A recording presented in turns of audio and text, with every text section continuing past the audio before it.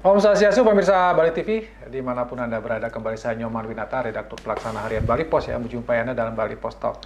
Kembali kita akan mengangkat topik tentang haluan pembangunan 100 tahun Bali era baru.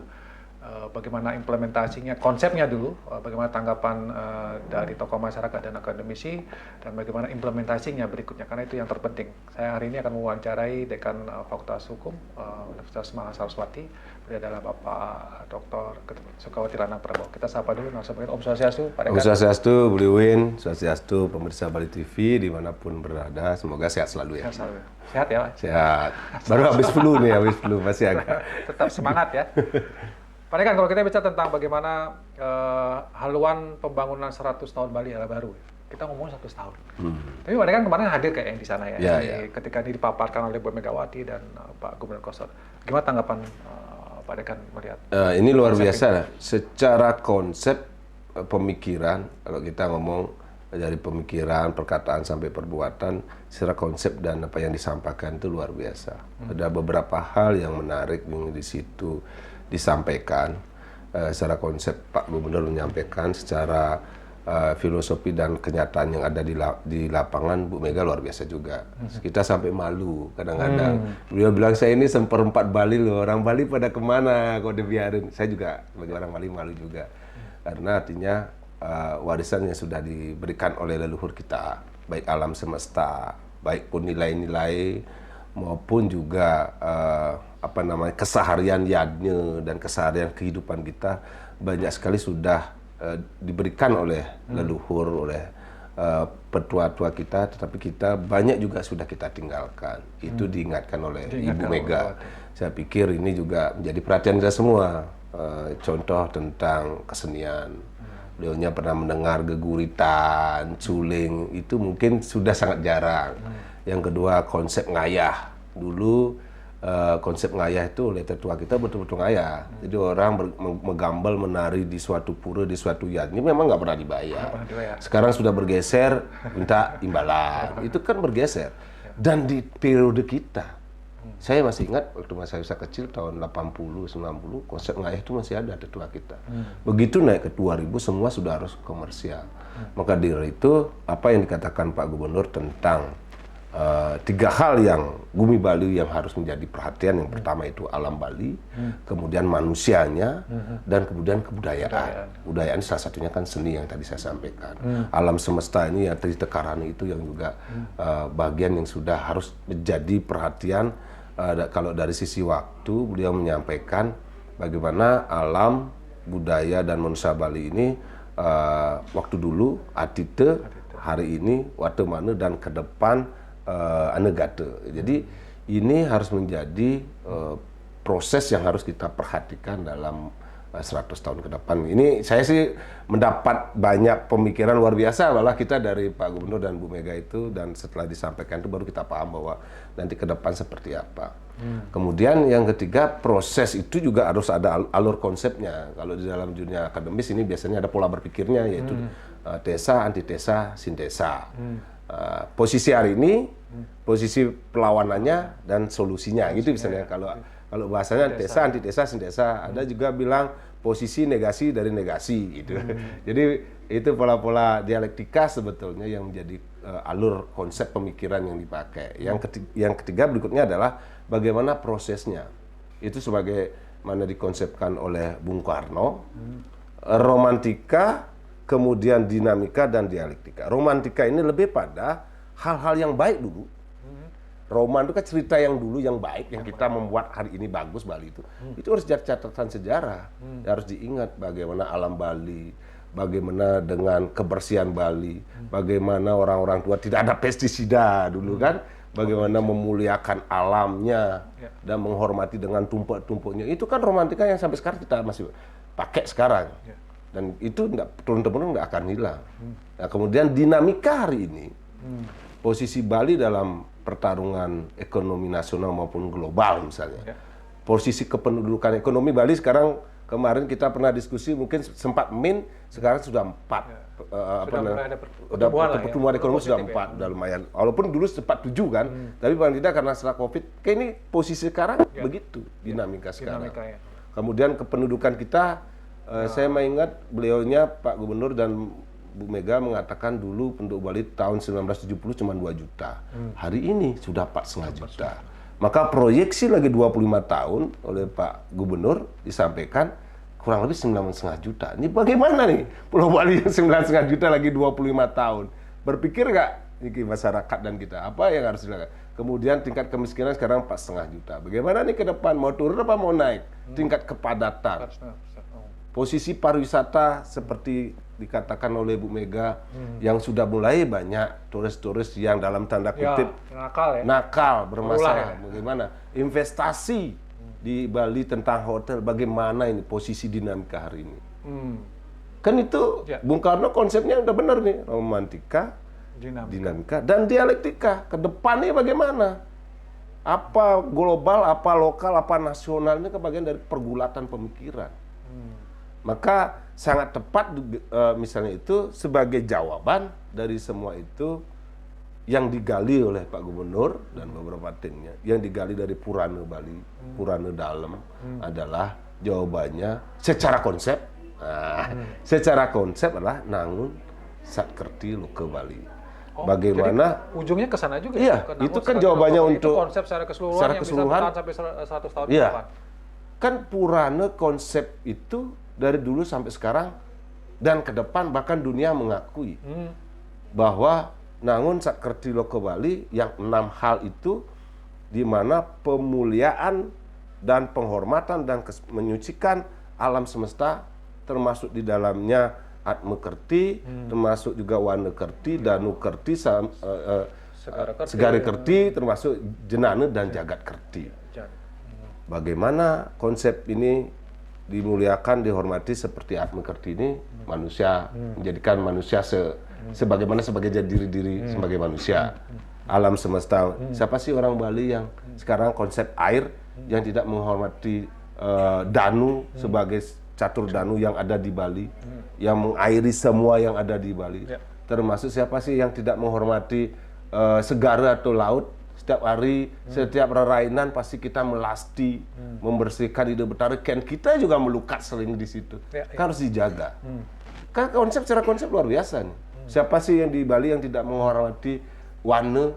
Wana itu tumbuh-tumbuhan dan secara garis besarnya tumbuh-tumbuhan dan misalnya hutan sebagai simbol juga menyerap air dan simbol paru-paru dunia, udara yang bagus. Kan gitu deh. Kan harus dijaga. Oke, dalam bahasa sederhana sebenarnya kalau kita mau Bali selama dalam 100 tahun itu, Bali era baru dalam 100 tahun, pelaksanaan yang konsisten terhadap Nangun Satkerti. Secara konsep pemikiran, ide luar biasa. Ini yang berat kan menjalankan.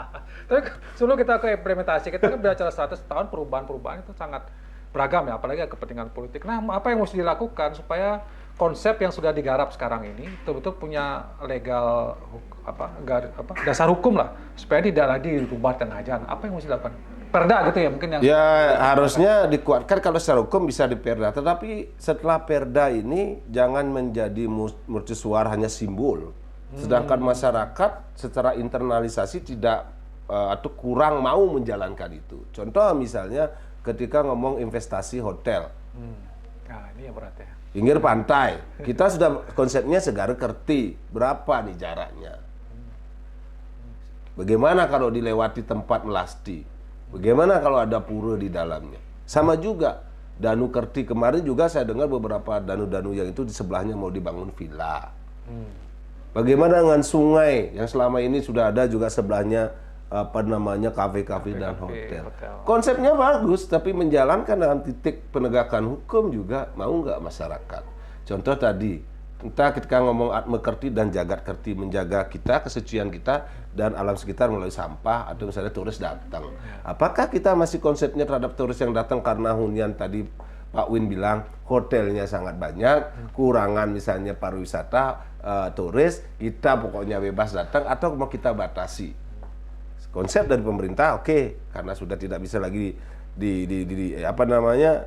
dibendung ya udah, karena terlalu banyak yang nakal, kita batasi. Pariwisata yang punya hotel mengeluh, kita ini belum dapat dan sebagainya. Tapi ketika ribut, turis dalam tanda kutip oknum-oknum yang berulah, baik itu berulah secara fisik maupun non fisik. Contoh yang fisik udah banyak kan, ngerusak, nyemprot, bahkan ada yang sampai membunuh. Hari ini kan banyak pembunuhan oleh turis. Kemudian ada yang juga ngambil uang di ATM itu dirusak. Yang secara fisikis apa? Naik ke pura, foto telanjang. Ya. Ada yang menari. Menari itu telanjang gimana? Siapa yang harus tanggung jawab? Kalau pemerintah tidak tegas, masyarakat mengeluh. Kalau masyarakat tegas, pariwisata beberapa orang juga mengeluh. Terus di mana posisi pemerintah sebaiknya? Berarti ini berat juga ya implementasinya nanti ya kalau. Iya, kalau ini sudah dijadikan konsep, saya yakin Pak Gubernur akan berani ngambil langkah itu. Dan mohon maaf bagi para pariwisata yang selama ini mungkin didinamokan terus itu harus ikut. Seperti kata Bu Mega gimana?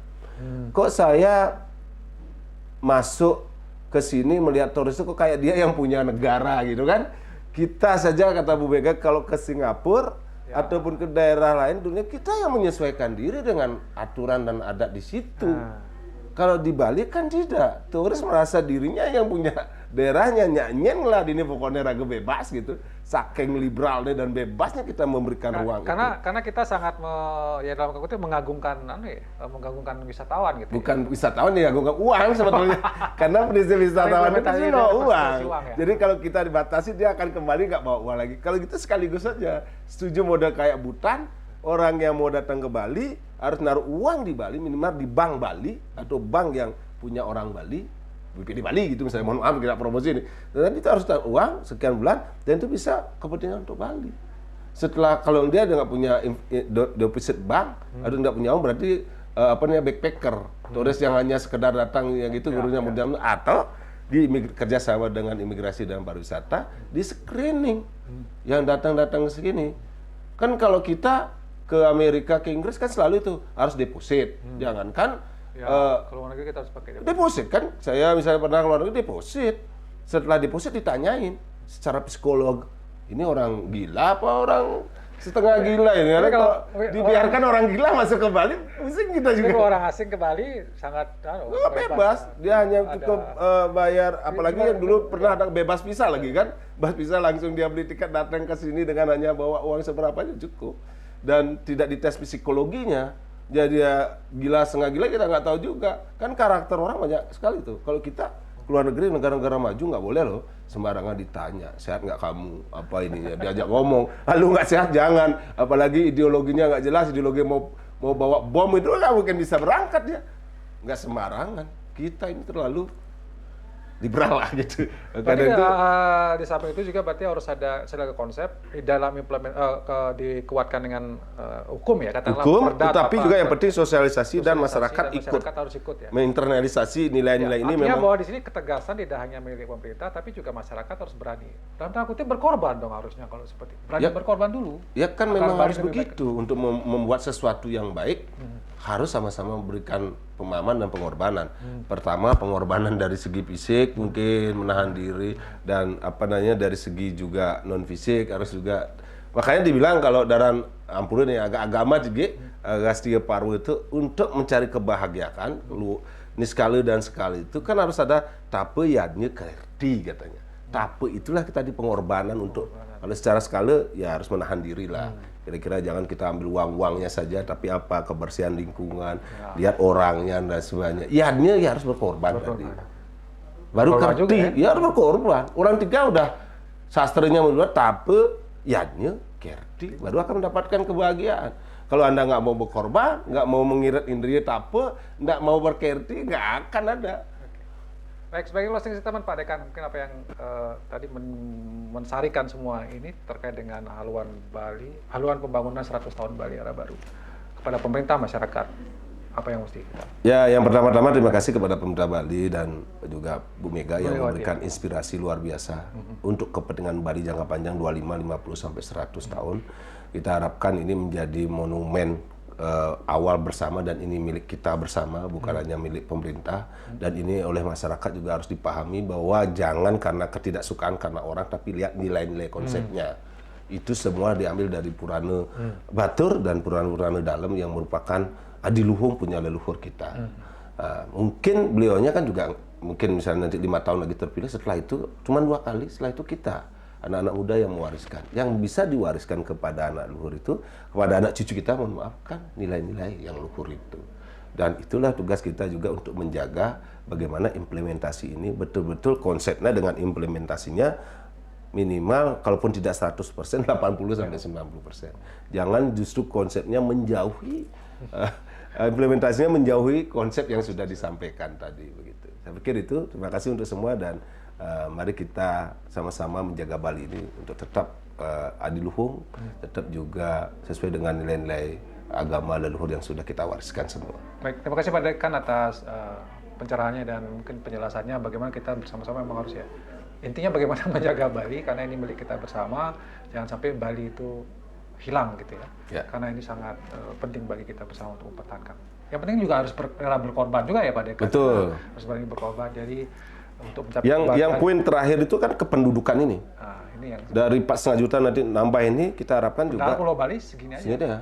Bukan kita mohon maaf dengan semua tahun orang luar Bali tidak dikasih tapi dibatasi. Siapa yang boleh dan berapa bagaimana persyaratannya. Itu PR yang mendesak juga. Baik, terima kasih pemirsa Bali TV. Demikian Bali Post Talk kali ini saya ucapkan terima kasih atas perhatiannya. Satu dengan Permasanti. Om Santi. Terima kasih, sampai jumpa.